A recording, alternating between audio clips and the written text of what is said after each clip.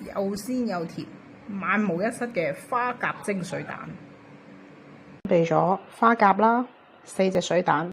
但我哋需要提前2小時處理，加入溫水，落一啲鹽，落一啲油，等佢提前吐沙。好，我哋啲花甲已經提前養好咗啦，咁就放落去。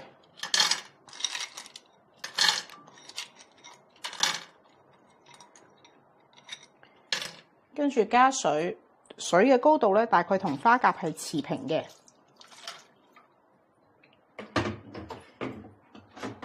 跟住吸蓋。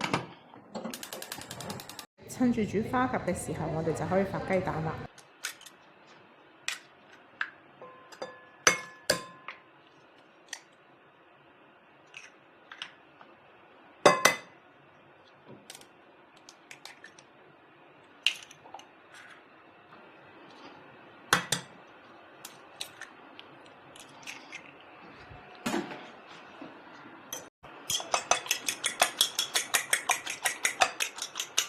首先發勻啲雞蛋先啦，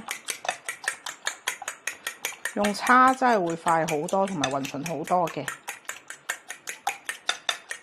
好啦，呢個時候見到滾啦，打開睇，花甲全部開晒蓋啦，熄火。好，呢個時候我哋將花甲嘅水倒落啲雞蛋度。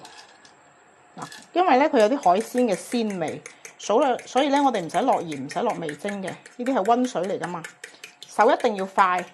一慢嘅話，佢就變成蛋花湯噶啦。所以我哋依家唔使落鹽，唔使落味精，就見到好香嘅一啲鮮味。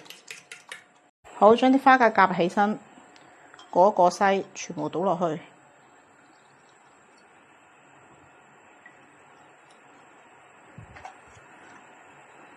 隔一隔啲泡。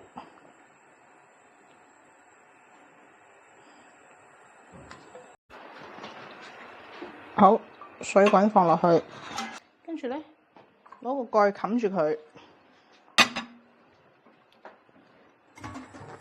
蒸6分鐘，焗3分鐘。好啦，時間夠啦，睇下我哋今日嘅蒸水蛋成唔成功先吓。每一次開呢個碟咧，我覺得自己喺度開緊盲盒咁。哇，好靚啊！呢個時候我哋嚟調個汁，煮一啲熱油，油熱到咁上下咧，我哋就熄火。放鬆花，趁啲油溫仲係好熱嘅時候咧，咁我哋就落豉油啦。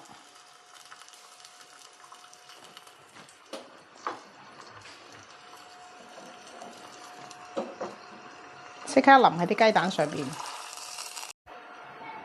每一啖都非常之鮮美。我個女叫我下次煮2碟，如果唔係唔夠分享俾大家，記得幫我點讚訂閱。分享俾朋友，我會努力每日都更新視頻。